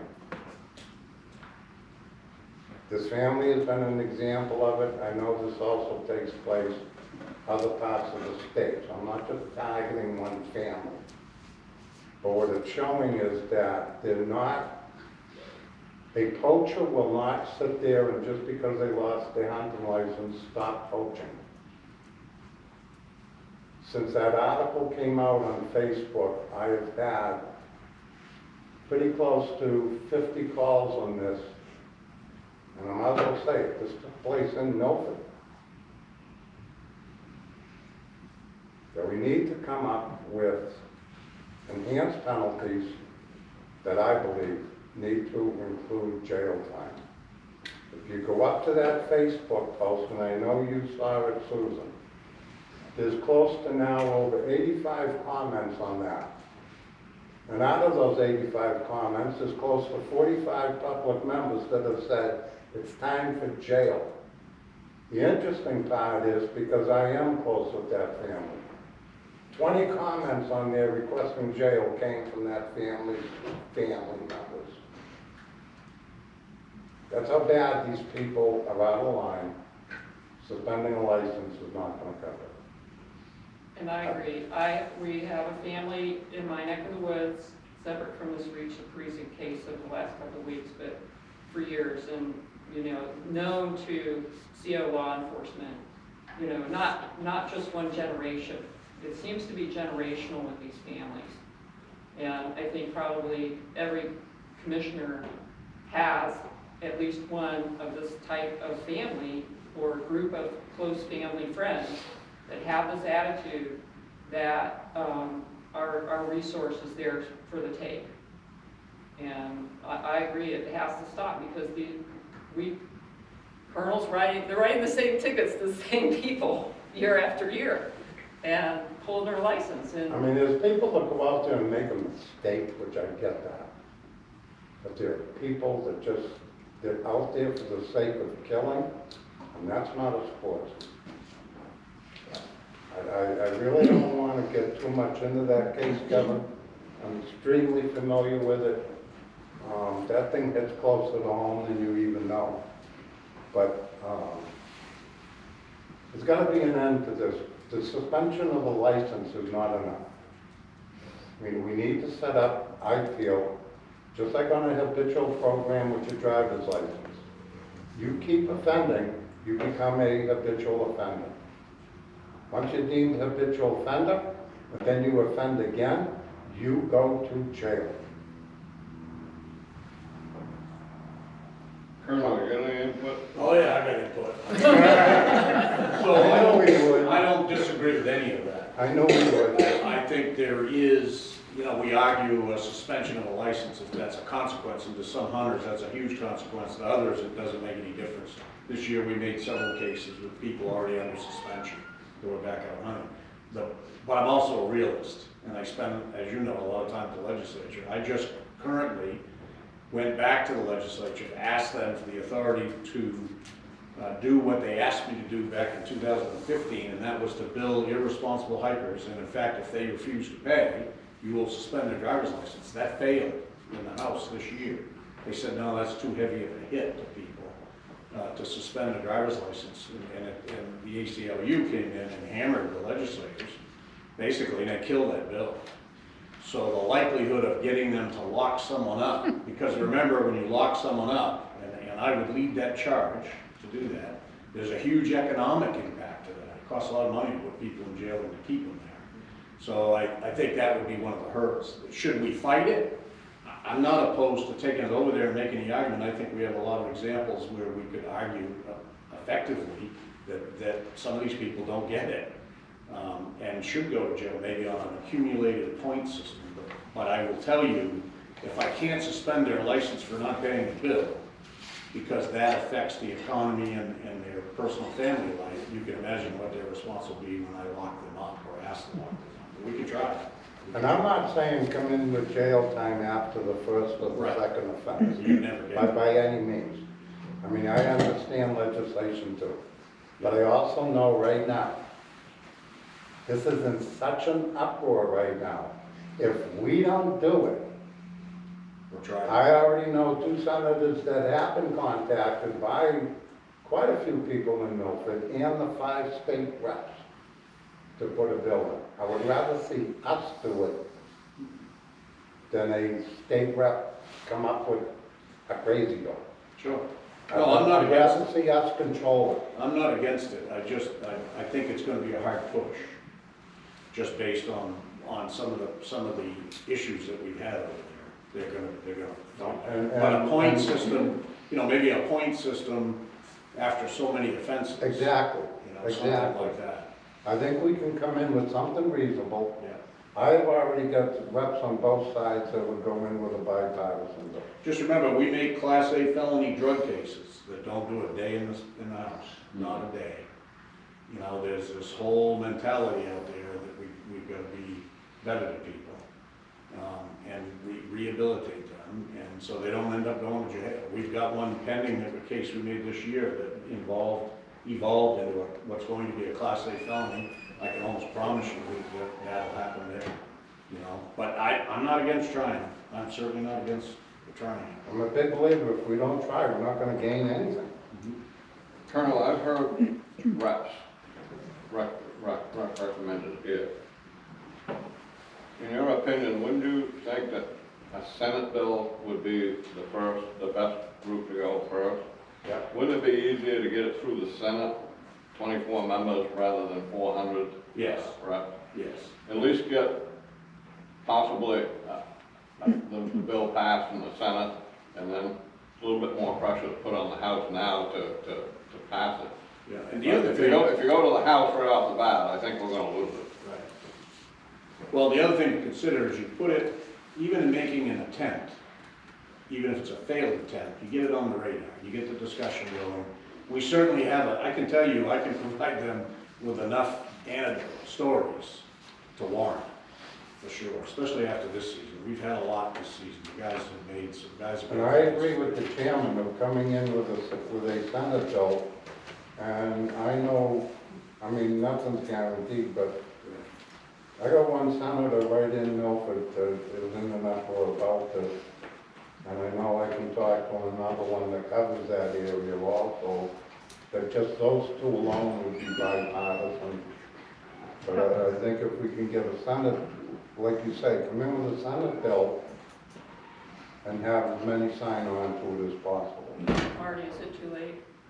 Well, it's definitely too late for Under the 2020, Senate rules. for 2024, but Commissioner Green already said that, and I did want to point out, next year is an election year, so it would be a brand-new legislature for this 2025 session.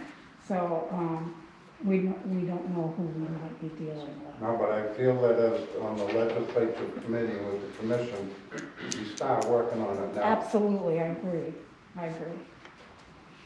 There's some pretty heavy penalties under the Lacey Act.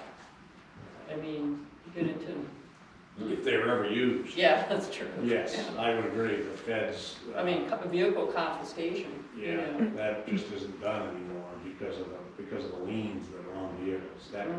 We have a lot of great, frankly, laws on the books today if everyone enforced them. We don't always do that. We do here at Fish and Game, but it isn't done.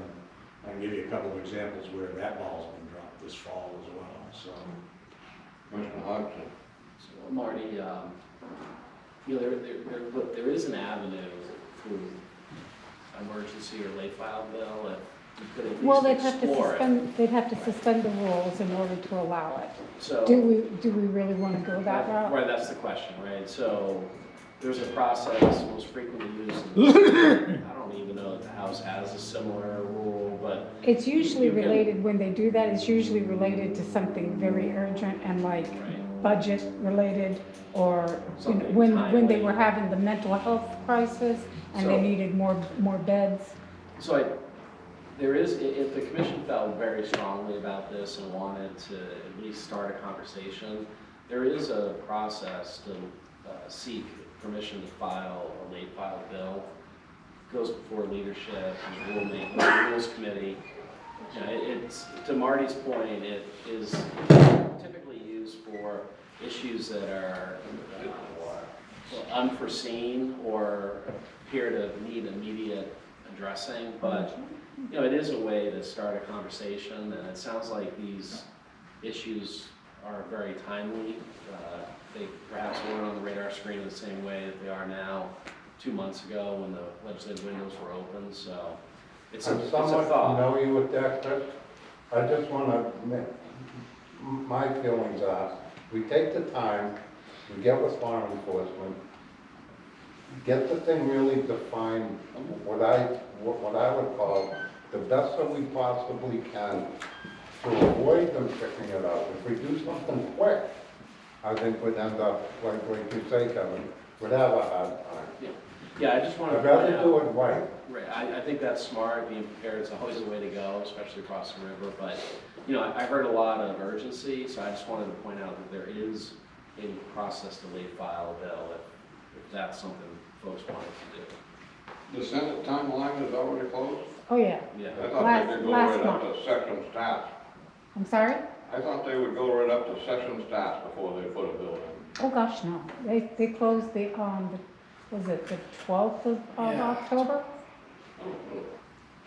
12th or 14th of October? Yeah. So Colonel, do you feel that the brazenness of these events, these poaching events, are getting worse, like the severity, the number of take, and the recalcitrant nature of them?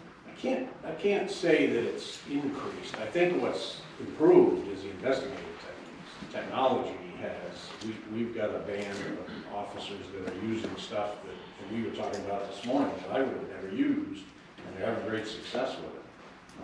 I think that has improved, and so we're getting some of these people who have offended before a second time. So I don't know that it's on the rise. I think our ability to investigate it and convict is on the rise, certainly this fall. So I think we're gonna see more of it. Director. Yeah, Colonel, a couple of questions. Most states around us have jail time penalties. Yeah, that in New England, Maine, I think, does under extreme circumstances. It isn't used a lot. Out west, they have pretty good success with it because out west there's a lot of money tied to some of this, so they will put them in jail. But New England-wide, no, there isn't a lot of jail time issued for New England states. What about comparing our fine level with the fine levels in states? So we're pretty high, quite frankly, compared, even though they're not, I agree, they're probably not high enough. When you compare us to other states, night hunting, some of the more serious offenses, we're pretty high on that. Again, I've done both jobs, in law enforcement, and as a police officer and as a game warden. Fines in this business don't really mean a lot to these guys. They'll pay anything. What they understand is losing my rifle, that still is the biggest hit on a night hunting case. I'm going to lose my rifle and not get it back. And the license suspension is a big deal.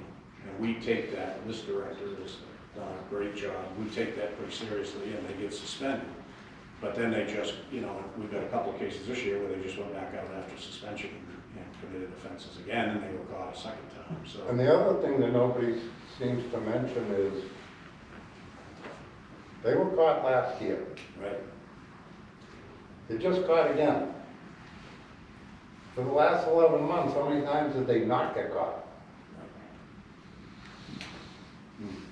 This is what, and that is hard to track because you as on law enforcement, Kevin, you see what your arrests have been. You're not seeing how many times did they do this where they did not get caught. And this is where, that falls into the equation that can also be used when you're explaining why you're putting in the bill. That's used on both sides of law enforcement. The DWI driver, how many times did he do it before he was caught? Question, Commissioner Cable. and I know I asked this, we had this just discussion a year or so ago, but what about returning to a public listing of these people? All right, go back to the court news. Okay, go back. I mean, people will tell you that have broken the law, minor infractions. Yep, they paid the fine, they walked for 30 days for speeding in a school zone, but the worst part of it was the embarrassment to my family. Okay, so, but we don't publish that, and in addition to that, Colonel, and I said this before, I've had a lot of constituents say to me, you know, we got COs out there, but John, I never read anything about somebody getting bagged for too many trout, or too many deer, or, you know, shooting from the road, or, you know, I mean, the incident that occurred in Ringe, remember, where the guy was shooting a turkey out the window of a vehicle, and, you know, all, people said, what happened? You know, do we catch anybody? Honest to God, sportsmen have asked me that question. Do we catch anybody? I never read about it. Is it wrong to think that we could go back to publicly embarrassing these people? No, I kind of control that a little. We're doing a little of that this year, but we're doing it carefully, because here's the things that you need to remember. Sometimes people make honest mistakes. True. And you don't want to expose them on top of their crime and their punishment in the court. I'm a little concerned about exposing them to public outcry, because it can be dangerous in today's world. You also have to be careful, because I think there's also a belief that if you do too much of it, if you put all of it out there, that everyone's going to think that everybody out there is committing these offenses, when in fact we have thousands and thousands of sportsmen and women that I don't even know who they are, and that's because they've never committed an offense. So you're kind of giving the sport a black eye. I think there is some thought, there is some benefit to putting, and we've done it this year, on our OGT Facebook page. Pretty regularly, we've done it, and I've been reading the comments following it. It's interesting. Some of our bigger cases, some of the bigger offenses, some of the multiple offenders, we've decided to start posting some of that so that people understand that. That has worked well. In the police department, again, the court, I worry if that's a signal from above. The courts would put in the docket number, the docket information, and that had some significant consequences. That people lost their jobs sometimes out of that. So it's a fine line that you kind of have to walk. I'm not against posting some of that.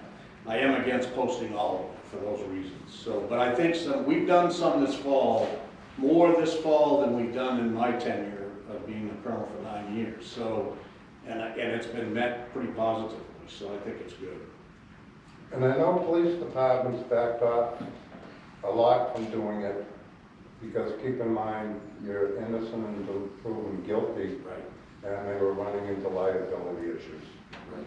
Like Kevin said. And I would be really concerned about, you know, we don't live in a safe world. I'm concerned about someone who has strong beliefs about animals getting angry and taking matters into their own hands. And we live in a world where that happens. And so I think there's a balance there. You just have to be careful of it.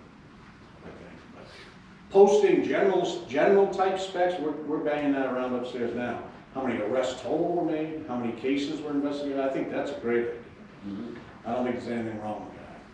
And you may see something at the end of the season, or near the end of the season, kind of summarizing that, because we've had a banner year for that. So. We've also had a banner year of good sportsmen and women out there hunting that no one ever hears about. That's something that should be publicized more too. The things that people find, the hunters that find things, that solve cold cases, you know, all of those examples don't get advertised enough, in my opinion. Any more discussion on the motion? We have a motion and a second. Can I read back the motion to make for accuracy, please? Please do. Commissioner Green moved to have the legislative committee work with law enforcement to submit a bill to enhance penalties for poaching to include jail time. Commissioner Price, second. You've heard the motion and the second. Any further discussion? Seeing none, all in favor of the motion signify by saying aye. Aye. Those opposed? you got your work. Thank you. Any more? Oh, I got more on old business. Commissioner DeRoe. I'm probably gonna cause some anxiety in this room right now. I apologize for missing last month's meeting. Unfortunately, I had a work schedule and conflict. Coyotes. I was not here for it. I got a chance to watch the presentation. Great presentation, I appreciate it. Few comments, because I do feel like it just kind of ended and there wasn't much follow-up to it. One, I think there's, first of all, the department's doing a great job at looking into information, dealing with kind of what we've had, but I think this is something that's just been decided generations ago when we had a very different take on biodiversity and how things should happen, and nobody's ever really addressed that since. And we have two stark contrasts in our foreground management, which is one species that has no management at all anymore, and another species that has just this open season. I think that we need, as a department, need to address more consistency, and if that presentation showed me anything, which is something I thought before, which is that I don't think it's as cut and dry as closing part of the coyote season. I think the North Country, because of issues with deer habitat, is an area that could really suffer from that. But however, other parts of the state could benefit. There was one part that research that I think was important that wasn't brought up, which has to do with coyotes' impact on ground predators.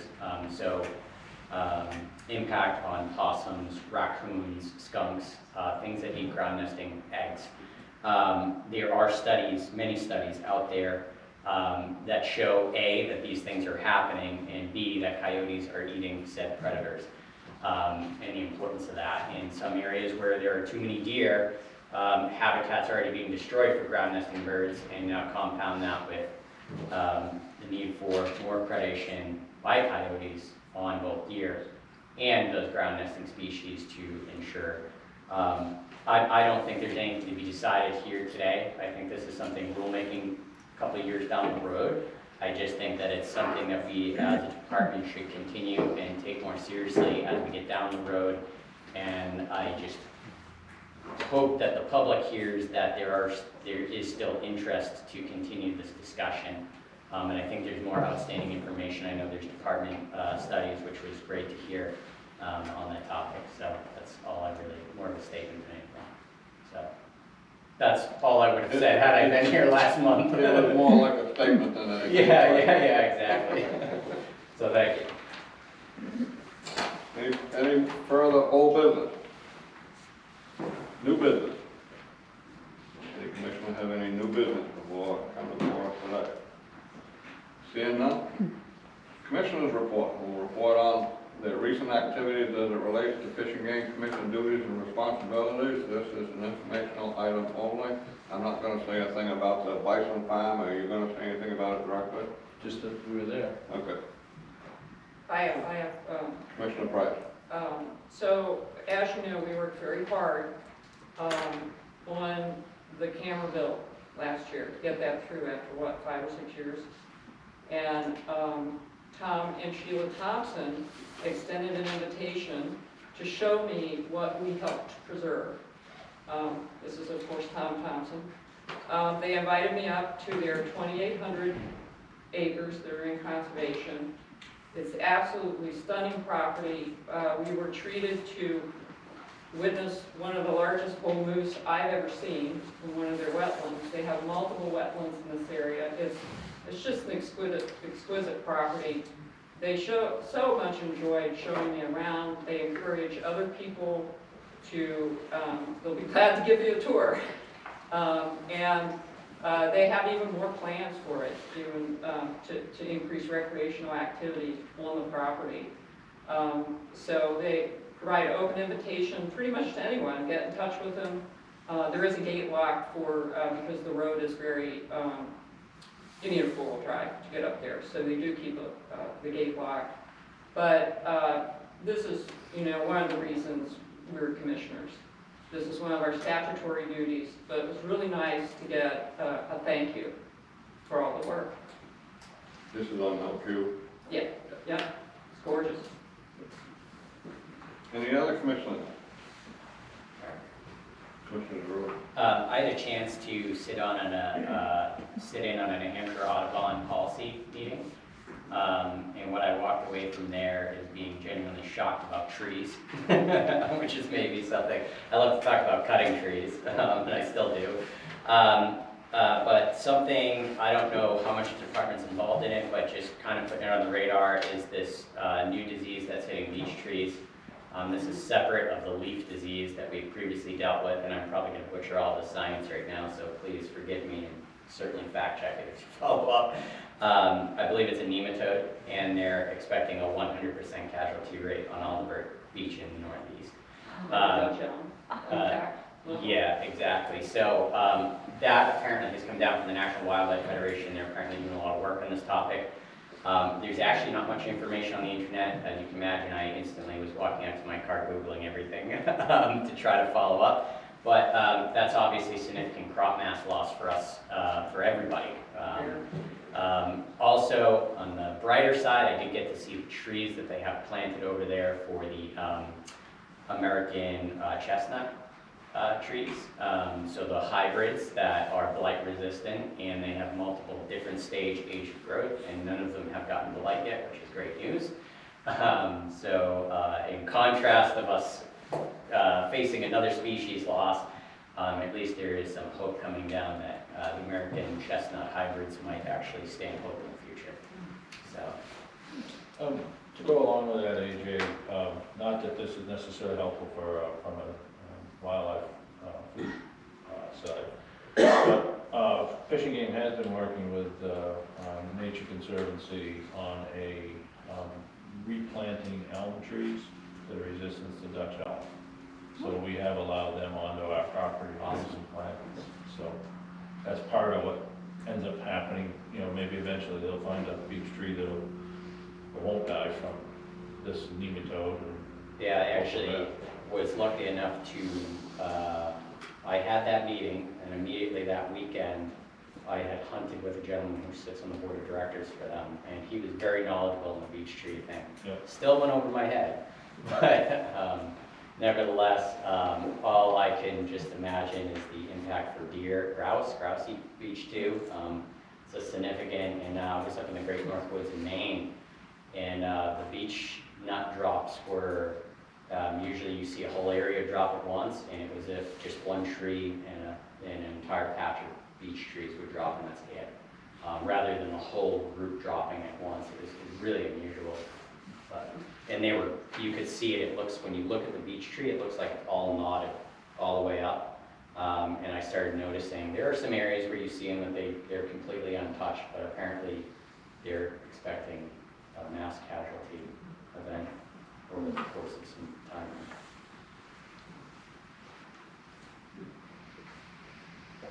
Any other commissioners wish to report anything active? Okay, director's report. I'll do a short report. I attended the Northeast Directors Meeting in Portsmouth last month. We spent a day at Sig Sauer touring both their production plant and their event center. U.S. Fish and Wildlife Service and Director Associations, both at the regional and national level, are working with firearm manufacturers and ammunition manufacturers in support of the excise tax and maintaining that program, which in turn maintains FDR funding. As the chairman spoke, the chairman and myself, we had Dan and Kevin toward Nick Vilas's Buffalo Elk and Red Deer Farm in Errol. Nick had wanted to talk to us about the concept of allowing hunts on the farm. Fish and Game has no rules in opposition to or saying no to a buffalo hunt that we do for both red deer and elk, and we explained that to him. We did see a pheasant up there. He also raised his pheasant. Didn't he say he lost all of his pheasants this year? So this was a holdover pheasant, and at lunch we were talking about it, that he was kind of surprised that he does have quite a few holdover pheasants. He raises them himself and releases them. Also attended the North Country Public Safety Foundation Awards dinner. That is an annual event. I believe it was the 15th annual event that they had, and they give awards out to police, fire, EMTs, dispatch, and also folks that service in those areas. This year, Fish and Game, no officer received an award, but last year, Jim Nealon, I was there for Jim's award that he received. It's a pretty good event. That's my report. Did you see any turkeys while you was up there? Not that day. The day we were at the blubber party, you got quite excited, but it was actually a flock of chickens.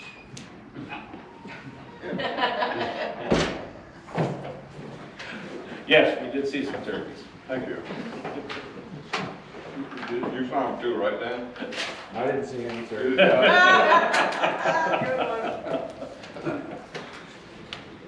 Okay, any questions of the director?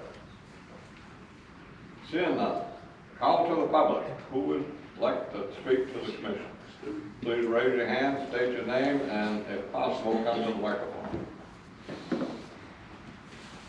Yes, sir. My name's Daniel Dockham. I live in Gilmanton, Belknap County all my life. I was really happy to hear Ray bring up the topic about poaching. I've done most of my hunting in the southern part of the state, but in my county we have a family. This must be DNA or something, because I'm almost 80 years old. A couple more days and I'll have an 80th birthday. But there's been 3 generations that I know of, okay? And there's no deterrent. They're also proud of what they do. One guy told me he heard one of them in the barber shop. You could not imagine bragging about how he has his thing rigged up outside his bedroom window. He's feeding deer right outside his bedroom window, and a little electronic device that tells him when something's there, and he gets up and with his crossbow. And your area is a very notorious, and I don't have to tell you who they are, you know who I mean. Pretty much. Very notorious, and the same with Carroll County. Again, there's like 3-4 generations, and evidently there's no deterrent or whatever, because they're proud of what they do. And let's face it, wildlife belongs to all of us. And it isn't just giving us a bad name or whatever, but because, again, like Kevin hit on, stereotyping. I belong to a group of unpopular bear hunters. And we've had our share of bad actors. But we're not all that way, and you hate being stereotyped because of it. And so that was an important thing that Kevin said about however you proceed with this. But just as an individual sportsman, and I know I can speak for a lot of different people, that this is a real problem, and Ray's hit on it, and it's deterring. Whatever you come up with, but you need a better deterrent. Fines and loss of license. Now, those people hunt year-round, with or without a license. I know in my county, this particular group, lost license previous year, and they're right out they haven't even got it back yet. And they're not hiding. So this is a very, very important issue to me, and I'm so glad that you brought it up, Ray, and I hope that we can do something. Susan, you got a bad group, yes, in your area, and I don't have to tell you about them either. Well, you know, So, it's bad when the neighbors warn you when you buy a piece of property to build your retirement home to watch out for this family. Right. They tell you, you haven't even built a house there yet, and they tell you to watch out. Right, and it's basically 2 families, because they're intertwined through marriage or whatever. It is Carroll County. Yeah, anyway, so thank you for the opportunity to speak, and I'm really happy that you brought that up. The colonel did straighten out most of the people in my area. Huh? The colonel did straighten out most of the people in my area Oh. when he was done. Took that role when the former warden retired. Yeah, well, the older generation's much worse than the... You're right. But, I mean, those people, you can't understand. And why some people don't rat on them is because they're bad actors. Oh, yeah, And they're going to get revenge. Oh, yeah. And they'll tell you so. So you know. And one of my main reasons on that is also, you know, Kevin, I know you have a hard time in the courts with the judges. Because the judges will sit there and talk about the RSA's. That picture that you saw on Facebook, last year he stood in court before a judge and said, quote unquote, "I come from a long line of family poachers. I'm trying to get my act together. Cut me some slack." And the judge did. Because there wasn't laws in place to go beyond. And here he is again. So much for getting the act in place. There's no, like you say, Jim, there's no regard for the law. You need to give them more. And the fines, it's like with the snowmobiles, let's collect a $25 fine as a reward. I don't know if raising it will solve it, because I don't think it will. Anyone else wish to speak to the commission? Going once? Going twice? Thank you very much. Motion to adjourn. Motion to adjourn. Is there a second? Second. All in favor, say aye. Aye. We are adjourned.